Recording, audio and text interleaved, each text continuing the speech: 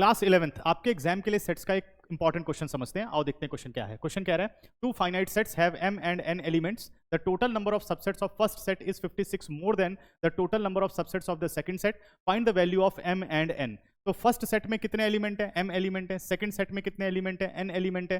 The total number of subsets of first set, subsets of first set is 56 more then total number of subsets of second set. तो second set के जितने subsets हैं उससे 56 ज्यादा subsets हैं first set के subset से। ठीक है ना। तो अब समझते हैं कि भाई अगर सबसेट्स की बात कर रहा है तो अगर फर्स्ट सेट में total number of elements m है तो टोटल नंबर ऑफ सबसेट्स क्या हो गए?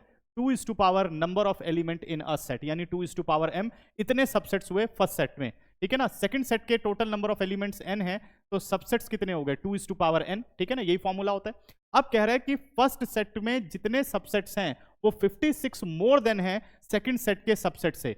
तो अगर मैं इसमें 56 ऐड कर दूं तो ये फर्स्ट सेट के सबसेट्स के बराबर आए। ठीक है ना। अब मुझे m और n की वैल्यू निकालनी है। अब यहां पे ध्यान से देखो कि अब आप सॉल्यूशन कैसे करोगे। तो क्या करो, क्योंकि बेस 2 है और पावर में m और n है तो सबसे पहले बेस को एक जगह कलेक्ट कर लो।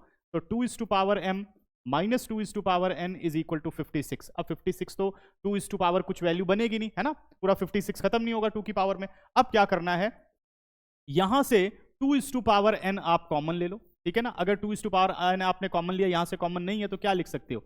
2m upon 2n minus 1 is equal to 56। और इसे सिंप्लीफाई करते हैं।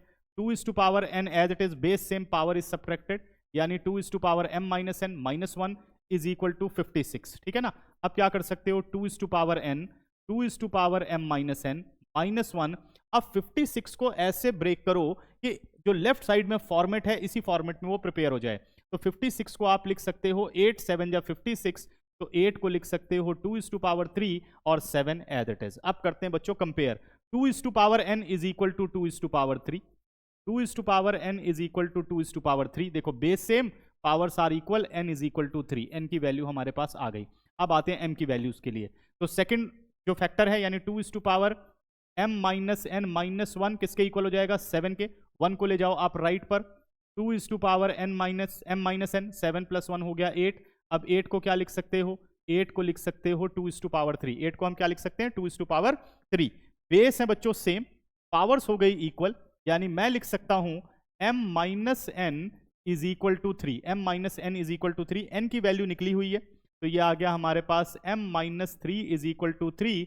m is equal to 3 plus 3 कितना हो गया? 6।